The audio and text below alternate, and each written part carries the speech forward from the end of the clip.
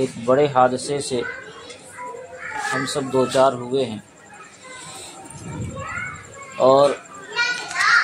ان حوادثات میں صبر کا آ جانا یقیناً اللہ تعالیٰ کی ہی توفیق سے ہوتا ہے۔ موت ایک اٹل حقیقت ہے، اور یہ ایسی حقیقت ہے جس کا کوئی انکار نہیں کر سکتا ہے۔ کتنا بڑا حادثہ پیش آوے، ہمارا کتنا قریبی عزیز دنیا سے چلا جائے، لیکن جب آدمی یہ تصور کرتا ہے کہ سبھی کو تو جانا ہی ہے، آج وہ گیا ہے کل ہم جائیں گے، ہر ایک کی باری لگی ہوئی ہے، کوئی آگے جائے گا کوئی پیچھے جائے گا، اور سب کی منزل ایک ہے، وہیں جانا ہے جہاں سب جا رہے ہیں، تو یہ سوچ کر ایک ایمان والے کو تسلی ملتی ہے۔ ہم وہ نہیں ہیں جو یہ گمان کرتے ہیں کہ موت کے بعد سب لوگ ختم ہو جائیں گے، پتہ نہیں کیا ہوگا کیا نہیں ہوگا، بلکہ ہم وہ لوگ ہیں جو اللہ پر ایمان رکھتے ہیں، نبی اکرم صلی اللہ علیہ وسلم کی رسالت کا اقرار کرتے ہیں۔ آقا صلی اللہ علیہ وسلم نے ہمیں بتایا ہے کہ موت ایک اٹل حقیقت ہے، اور موت کے بعد ایمان والوں کا ٹھکانہ جنت ہے۔ ایمان والے سب جنت میں پہنچیں گے تو پھر وہاں اپنے رشتہ داروں سے ملاقات ہوگی، ہر ایک دوسرے سے اپنے دنیاوی حالات کا بھی تذکرہ کریں گے، دنیا میں کیا کیا پیش آیا اس سب کا بھی تذکرہ کیا جائے گا۔ تو اس کا مطلب یہ ہے کہ یہ ایک ایسا سفر ہے جس سفر میں کوئی آگے جا رہا ہے کوئی پیچھے جا رہا ہے، لیکن سب کی منزل ایک ہی ہے۔ گویا کہ مختلف گاڑیاں ہیں، یہاں سے ہمیں دہلی جانا ہے اور وہیں ایک جگہ جا کر ہمیں جمع ہونا ہے، کوئی آج چلا گیا کوئی 2 دن پہلے چلا گیا کوئی 2 دن کے بعد جائے گا۔ تو جب ایمان والا یہ تصور کرتا ہے کہ اللہ تعالیٰ نے ہم سب کی منزل ایک بنائی ہے، تو اس کی وجہ سے ایمان والوں کو تسلی ملتی ہے۔ اس کے علاوہ یہ ایمان والے کو سمجھنا چاہیے کہ جو کچھ بھی ہو رہا ہے محض اللہ تعالیٰ کے فیصلے سے ہو رہا ہے، اس میں کسی کا کوئی دخل نہیں ہے۔ یہ نہیں ہے کہ اگر ایسا ہوتا تو ایسا ہو جاتا اور ایسا نہیں ہوتا تو ایسا نہیں ہوا، یہ صورتحال نہیں ہوتی ہے۔ اللہ تعالیٰ نے جو کچھ مقدر فرما رکھا ہے، جس کی موت اللہ تعالیٰ نے جب طے کر رکھی ہے، جس کا جتنا وقت اللہ تعالیٰ کی طرف سے متعین ہے اتنا وقت وہ پورا کریں گے، اور اتنا وقت پورا کرنے کے بعد آدمی کو دنیا سے جانا ہوگا۔ تو جب ہم یہ بھی سوچتے ہیں کہ یہ اللہ تعالیٰ کا فیصلہ ہے اور ایمان والا اللہ کے فیصلے پر راضی ہوتا ہے، ہم نے اقرار کیا ہے کہ یا اللہ آپ نے جو کچھ فیصلہ کیا ہے جو تقدیر ہے اس پر ہم راضی ہیں، تو یہ سوچنے کے بعد بھی ایمان والے کو تسلی ملتی ہے، اور ایمان والا بڑے سے بڑے حادثے میں بھی اپنا آپا نہیں کھوتا ہے۔ وہی سوچتا ہے کہ جو کچھ ہوا تو اللہ تعالیٰ کے فیصلے سے ہوا ہے، اور جب اللہ کا ہی فیصلہ ہے تو ہم کو اللہ کے فیصلے پر راضی رہنا ہے۔ ایک بزرگ کہا کرتے تھے کہ اس کائنات میں کوئی کام ہماری مرضی کے بغیر نہیں ہوتا ہے۔ یہ بڑا عجیب سا دعویٰ ہے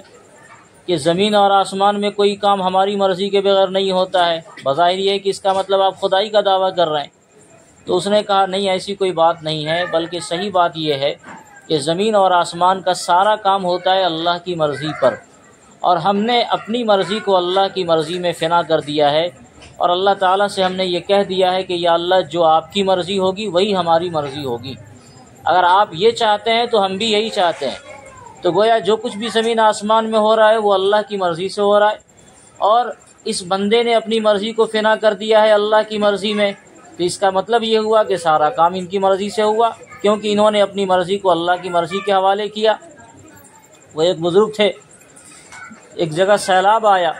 اور سیلاب آنے کی وجہ سے لوگوں کو پریشانی ہوئی، باندھ ٹوٹنے والا تھا، ان کے پاس سب لوگ آئے تو ان سے یہ گزارش کی کہ آپ دعا کرتے ہیں کہ یہ پانی کا جو رخ ہے ہمارے گاؤں کی طرف نہیں آوے بلکہ دوسری طرف چلا جائے، اس لیے کہ اگر پانی کا رخ ادھر آئے گا تو ظاہر ہے کہ یہ بند ٹوٹ جائے گا، اور بند ٹوٹے گا تو پورا گاؤں اس میں بہنے کا اندیشہ ہے۔ انہوں نے پوچھا کہ کہاں پر بند ٹوٹنے کا اندیشہ ہے، لوگ ان کو لے گئے اور جہاں بند ٹوٹنے کا اندیشہ تھا وہاں پہنچا دیا، وہاں پہنچنے کے بعد انہوں نے کہا کدال دو، اور کدال لے کر اس نہر کو اور توڑنا شروع کیا، اس کی مٹی کاٹنا شروع کیا جہاں سے بند کے ٹوٹنے کا اندیشہ تھا۔ لوگوں نے پوچھا یہ آپ کیا کر رہے ہیں؟ آپ کو تو کہا گیا تھا کہ آپ دعا کریں تاکہ پانی کا رخ ادھر ہو جائے، اور آپ مٹی کاٹ رہے ہیں، اس کی وجہ سے تو اور زیادہ نقصان ہوگا۔ جہاں آدمی 2 گھنٹے میں ڈوبے گا وہاں 5 منٹ کے اندر ڈوب جائے گا، تھوڑی سی مٹی کٹے گی اور اس کی وجہ سے پانی کا رخ ادھر ہو گیا تو پانی کے تیز بہاؤ کی وجہ سے پوری مٹی بہہ جائے گی اور ہم لوگ ڈوب جائیں گے۔ تو انہوں نے بڑی عجیب بات کہی، انہوں نے کہا جدھر مولا ادھر شاہ دولا۔ اللہ کی مرضی اگر یہ ہے کہ ہمیں ڈوبنا ہے تو ہمیں ڈوبنا ہی چاہیے،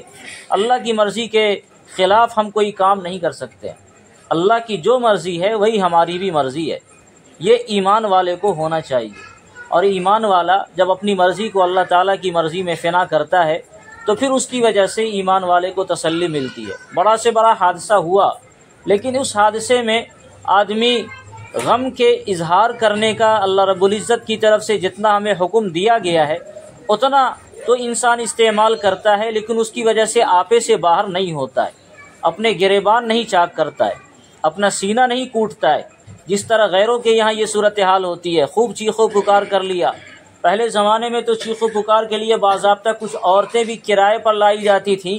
اور اس کو کہا جاتا تھا رونے کے لیے، اور پھر رونے کا اس کو پیسہ دیا جاتا تھا۔ ظاہر ہے کہ اسلام کے آنے کے بعد یہ سب چیزیں منع ہو گئی، اور پھر ایمان والے کو غم کے اظہار کا حکم تو دیا گیا، مگر اتنا بھی زیادہ غم کے اظہار کا حکم نہیں دیا گیا ہے جس کی وجہ سے اللہ رب العزت پر ایمان میں کوئی کمی نظر آوے۔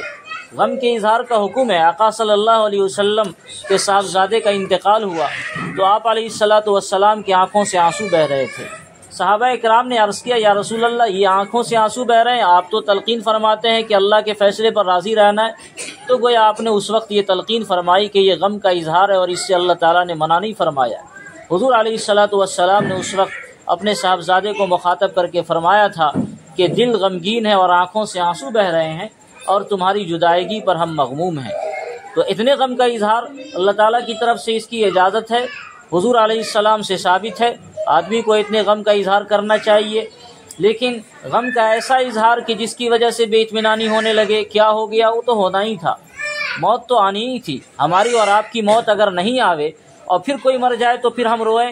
سوال یہ ہے کہ ہماری بھی موت تو آنی ہے، آپ کی بھی موت تو آنی ہے۔ تو جب موت آنی ہے اور اسی ڈگر پر ہم کو جانا ہے تو غم کے جو عارضی جدائی ابھی ہوئی ہے اس عارضی جدائی پر جو غم کا اظہار جتنا شریعت نے حکم دیا اس کی اجازت ہے، لیکن اپنے آپ کو اللہ کے فیصلے کے جب ہم حوالے کریں گے کہ جو ہوا اللہ کی مرضی سے ہوا تو اللہ تعالیٰ تسلی عطا فرماتے ہیں، اور اسی کا نام صبر ہے، اسی کا نام صبر ہے۔ اور اس صبر پر اللہ تعالیٰ کی طرف سے خوب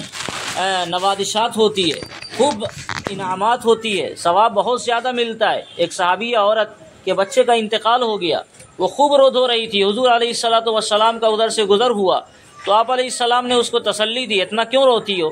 تو اس نے کہا کہ اگر آپ کا بچہ مرتا تو آپ کو پتہ چلتا، پہچان نہیں سکی بیچاری کہ آپ محمد صلی اللہ علیہ وسلم ہیں، اللہ کے رسول صلی اللہ علیہ وسلم چلے گئے۔ اس خاتون عورت کو کسی نے بتایا کہ تمہیں پتہ بھی چلا کہ وہ کون ہے؟ اس نے کہا کہ مجھے تو نہیں پتہ چلا، میں نہیں پہچانتی۔ تو لوگوں نے بتایا کہ ارے وہ آقا صلی اللہ علیہ وسلم تھے۔ اب تو ان کی پریشانی بڑھ گئی کہ میں آقا صلی اللہ علیہ وسلم سے میں اس طرح کی بات کہہ گئی، دوڑی ہوئی حضور علیہ الصلاۃ والسلام کے پاس معافی مانگنے کے لیے آئی ہیں اور معافی مانگی کہ یا رسول اللہ میں نے آپ کو پہچانا نہیں، اس لیے میں نے اس طرح کی بات آپ سے کہی۔ تو اس وقت حضور علیہ الصلاۃ والسلام نے ارشاد فرمایا تھا صبر عند الصدمۃ الاولی، جب آدمی کو صدمہ پہنچے اس وقت صبر کر لے، یہ اصل صبر کرنا ہے۔ اور اس صبر پر اللہ تعالیٰ کا وعدہ ہے کہ اللہ تعالیٰ فرماتے ہیں ان اللہ مع الصابرین، اللہ تعالیٰ صبر کرنے والوں کے ساتھ ہیں۔ اللہ تعالیٰ کی خاص رحمت ہوتی ہے صبر کرنے والوں کے ساتھ۔ یہ اس وقت کی بات ہے، بعد میں تو کسی کو بھی صبر آ جاتا ہے، کسی کا جوان بیٹا اچانک دنیا سے چلا جائے، آدمی مہینوں بےکل ہوتا ہے لیکن سال بھر کے بعد وہ بھول جاتا ہے، بعد میں تو صبر آئے گا ہی۔ اصل صبر یہی ہے کہ آدمی اس وقت صبر کر لے جس وقت اس کو مصیبت ملی، اور یہ سمجھ کر صبر کرے کہ اللہ تعالیٰ نے ہم کو صبر کرنے کا حکم دیا ہے لہذا ہم صبر کرتے ہیں۔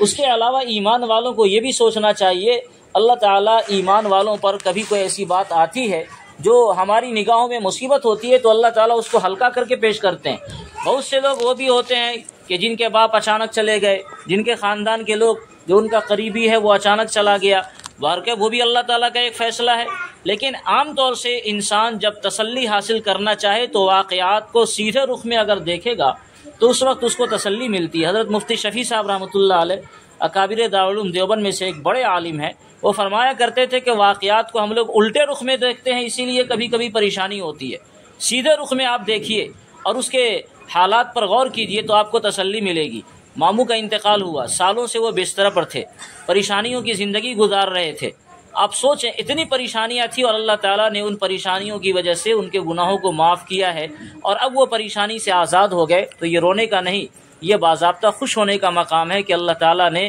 ایک بڑے آدمی کو جو پریشانیوں کی زندگی گزار رہے تھے اور ان کی پریشانیاں دیکھ کر ہم سب لوگ پریشان تھے، اللہ تعالیٰ نے پریشانیوں سے نجات دیا ہے۔ تو یہ بڑی بات ہے جب آدمی واقعات کو اس رخ میں دیکھے گا۔ آپ اس رخ میں دیکھیے کہ وہ الحمدللہ ان کے جتنے صاحبزادے ہیں سب بڑے ہو گئے، سب تقریباً اپنے آپ کو سنبھالنے والے ہو گئے۔ کبھی ایسا بھی ہوتا ہے کہ بچپن میں کسی کے باپ کا انتقال ہو گیا، ابا کا انتقال ہوا تھا بچپن میں، لیکن جب آدمی اس رخ میں دیکھے کہ ان سارے ضروری کام تھے وہ سارے ضروری کام ہو گئے اور عمر طبعی کو وہ پہنچ گئے، تقریباً سارے بال بچوں کو انہوں نے سیٹ کر دیا، ساری ضرورتیں پوری ہو گئی، اب ان کو دنیا سے اللہ تعالیٰ نے بلایا ہے، تو جب اس طرح کے واقعات کو آدمی اس نوعیت سے دیکھتا ہے تو اس کی وجہ سے تسلی ملتی ہے اور پھر آدمی کو قرار آتا ہے، صبر آتا ہے۔ تو اس لیے ہم سب کو صبر ہی کرنا ہے، اس لیے کہ یہ اللہ کا فیصلہ تھا اور اللہ کے فیصلے پر صبر کرنے میں ہی بھلائی ہے۔ اگر ہم شکوہ کریں گے تو یہ بات مناسب نہیں ہوگی۔ جانے والا دنیا سے چلا گیا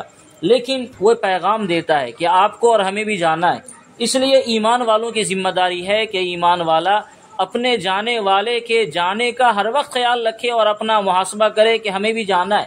آج نہ کل جانا ہوگا، کب کس کا بلاوا آ جائے۔ ضروری نہیں ہے کہ ہم بھی بیمار ہو کر اور 6-7 مہینہ بستر پر رہ کر تب جائیں گے، نہیں، کبھی ایسا ہوتا ہے اچانک آنکھ بند ہو جاتی ہے اور آدمی چلا جاتا ہے۔ ابھی میں ممبئی سے آیا، میرے آنے کے بعد وہاں کے ایک بڑے عالم تھے، فجر کی نماز پڑھی ہے اور اس کے بعد اچانک ان کا انتقال ہو گیا۔ اپنے چننا بھائی کے بھی ساتھ یہی صورتحال ہوئی، تو کب کس کا بلاوا کس وقت آ جائے کوئی ٹھکانہ تو ہے ہی نہیں۔ اس لیے جانے والا جا کر یہ پیغام دیتا ہے کہ اے لوگو، تمہارے ساتھ بھی یہ حالات آئیں گے، موت کا پیغام، اس کا الارم ہر وقت بج رہا ہے، تم بڑے ہو رہے ہو، یہ موت کا پیغام ہے، تمہارے سامنے لوگ جا رہے ہیں، یہ موت کا پیغام ہے، تمہارے سامنے تبدیلیاں ہو رہی ہیں، یہ موت کا پیغام ہے، صبح ہوتی ہے، شام ہوتی ہے، یہ موت کا پیغام ہے۔ جس طرح رات کا سویرا، رات کا اندھیرا ختم ہو جاتا ہے، پھر دن کا اجالا آتا ہے، پھر وہ ختم ہو جاتا ہے، یہ سب موت کا پیغام ہے کہ تمہیں بھی ایک نہ ایک دن ختم ہونا ہے۔ ہمارے سامنے چونکہ اموات بہت زیادہ ہونے لگی ہیں، اس لیے آدمی سمجھتا ہے کہ یہ معمول کا حصہ ہے، نہیں، اس کو معمول کا حصہ نہیں سمجھنا چاہیے۔ یہ سمجھنا چاہیے کہ آج یہ بندہ تابوت میں لیٹا ہوا ہے، کل ہماری بھی باری آئے گی، اور جب انسان موت کے اس تصور کو یاد کرے گا تو دنیا سے اس کی محبت کم ہوگی اور آخرت کی طرف اس کی توجہ زیادہ ہوگی۔ جب انسان دنیا میں اپنے آپ کو لگاتا ہے تو آخرت کی تیاری کم ہوتی ہے، اور جب انسان کی زندگی دنیا سے کم ہوتی ہے، دنیا کے مشاغل کو وہ کم کرتا ہے، تو آخرت کی طرف اس کی توجہ بہت زیادہ ہوتی ہے، اور جب آخرت کی طرف توجہ زیادہ ہوگی، موت کا دھیان ہوگا، سونے کے وقت میں موت کا ذرا سا محاسبہ کر لیں، اس کا مذاکرہ کریں یا اس کا تصور کریں، اس کا خیال کریں کہ ہمارا بھی انتقال ہو رہا ہے، ہماری نعش کو بھی دھویا جا رہا ہے، نہایا جا رہا ہے، کفنایا جا رہا ہے، تو آپ یقین جانیں کہ جب اس طرح کا تصور کریں گے تو ایک نئی زندگی آپ کو اللہ تعالیٰ عطا فرمائیں گے، اور اس زندگی میں آپ کو عبادتوں کی لذت حاصل ہوگی، اللہ تعالیٰ کے دربار میں رونا نصیب ہوگا، اور یہی اصل زندگی ہے۔ جانے والا جاتا ہے، ہمیں یہ پیغام دیتا ہے کہ آپ کو بھی جانا ہے، ہمیں بھی جانا ہے، اس لیے ہمارے جانے کے بعد تم غافل نہیں ہو جاؤ، تم دنیا میں نہیں لگ جاؤ۔ یہ دنیا کوئی بہت لمبی زندگی نہیں ہے، کب کس کی آنکھ بند ہو جائے، ہمارا ہر کام پورا ہو جائے، اس کے بعد ہی ہم جائیں گے، کوئی ضروری نہیں ہے۔ کسی کا کام ادھورا رہتا ہے، وہ چلا جاتا ہے۔ آپ نے سنا ہوگا نہیں، ظالم بادشاہ نے ایک محل بنایا، اس محل کا دروازہ تک دیکھنا اس کو نصیب نہیں ہوا، تو یہ صورتحال ہوتی ہے۔ اس لیے بہت زیادہ اپنے آپ کو دنیا میں لگانے کے بجائے اپنی زندگی کو آخرت کی طرف متوجہ کرنے کی ضرورت ہے۔ دنیا ہماری ایک ضرورت ہے، اس کو بقدر ضرورت استعمال کرنا ہے، اور آخرت ہماری منزل ہے، ہمارا مقصود ہے، اس کو بطور مقصود کے ہمیں استعمال کرنا ہے اور اس کے لیے تیاری کرنا ہے۔ یہ موت کو حاصل کرنے والا اور ایک میت جب جاتا ہے تو اپنے بعد والوں کو یہ پیغام دیتا ہے۔ اس کے علاوہ دوسرا پیغام وہ یہ دیتا ہے کہ ہم تو چلے گئے، ہمارے ہاتھ اب تک اعمال کے ذریعے کھلے ہوئے تھے، اب ہمارے اعمال بند کر دیے گئے، اعمال کا دروازہ ہمارا بند کر دیا گیا، اب تم ہی لوگ ہمارے سہارے ہو اور بعد میں کچھ نیک اعمال کر کے تم ہی بھیجو گے۔ حضور علیہ الصلوۃ والسلام نے ارشاد فرمایا اذا مات الانسان انقطع عمله، انسان جب مرتا ہے تو اس کے اعمال کے دروازے بند ہو جاتے ہیں، اب وہ نماز نہیں پڑھ سکتا، عبادات نہیں کر سکتا، روزے اور نوافل نہیں کر سکتا۔ اب کیا ہے، حضور علیہ الصلوۃ والسلام نے فرمایا کہ البتہ 3 کام ایسے ہیں جس کا ثواب اس کو ملے گا۔ ایک تو صدقہ جاریہ کا کوئی کام اس نے کیا، اس کا ثواب ملے گا۔ ایک اس نے علم حاصل کیا اور اس علم کو اللہ کے لیے پھیلایا اور اس چراغ سے چراغ جل رہا ہے، اس کا ثواب ملے گا۔ اور ایک نیک اولاد ہو جو اپنے ماں باپ کے لیے دعا کرے، اس کا بھی ثواب ملتا ہے۔ تو بعد میں جو لوگ رہ گئے وارثین، ان کی ذمہ داری ہے کہ اپنے میتوں کو ہمیشہ دعوات صالحہ میں، اپنی نیک دعاؤں میں انہیں یاد رکھیں۔ وہ گیا پیغام دے کر جا رہا ہے کہ اب ہم بے سہارا ہو گئے، مال و دولت ہم نے چھوڑ دیا، دنیا کے اقربا کو ہم نے چھوڑ دیا، اب ہم کو تم سے اگر امید ہے تو صرف اسی بات کی امید ہے کہ تم کچھ نیکی کرنا اور ہمارے لیے دعا کر دینا، ہماری مغفرت کی دعائیں کرنا، یہی ہمارے کام آئیں گی، باقی ہم کچھ اپنے طور سے نہیں کر سکتے۔ وہ جانے والا حقیقت کی دنیا کو پا لیتا ہے اور وہ دیکھ لیتا ہے کہ اب کیا صورتحال ہونے والی ہے۔ ایسے وقت میں اس کو امید ہوتی ہے کہ ہمارے بعد والے ہمیشہ ہمیں نیک دعاؤں میں یاد رکھیں گے۔ اس لیے بعد والوں کی یہ ذمہ داری ہوتی ہے کہ جہاں وہ موت کی تیاری کرے، وہیں اس کی بھی ذمہ داری ہوتی ہے کہ مرنے والے کو صرف 2-4 مہینہ نہیں، بلکہ جب تک اللہ تعالیٰ نے اس کو زندگی دی ہے ہمیشہ اسے یاد رکھے۔ یہ نیک اولاد کی پہچان ہے۔ نیک اولاد کی پہچان یہ ہے کہ اس کے ماں باپ کے مرے ہوئے 50 سال بھی ہو جائیں تو بھی اس کے ہاتھ جب اٹھتے ہوں اللہ رب العزت کے سامنے